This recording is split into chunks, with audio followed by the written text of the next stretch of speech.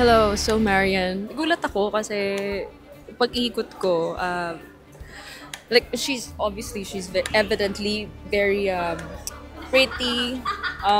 She has a good voice and nakakonect ako agad sa kanya because of the song choice. And then, only to find out na kapatid pala siya ni Allen.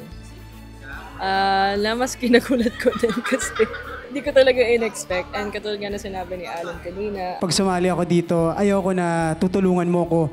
Gusto ko na makarating ako dito na ibibigay ko yung best ko para deserve ko. Sabi niya sa akin yun. And ngayon na nandito siya at umikot po kayo. Talagang sobrang proud ako sa iyo, Marian. Ba't ako naiiyak? Naiiyak ako, sorry. That's love. That's love, that's why.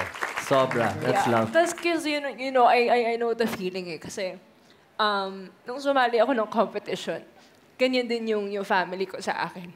Super supportive. So, we weren't like expecting anything big after. Or like, hindi naman kami nag-expect na makakapasok ako or something like that. Pero like, it's just so nice to have that feeling na there's, like someone or yung mga tao na nakasuporta at nagmamahal sa'yo nandyan para sa'yo, para tuparin yung pangarap mo.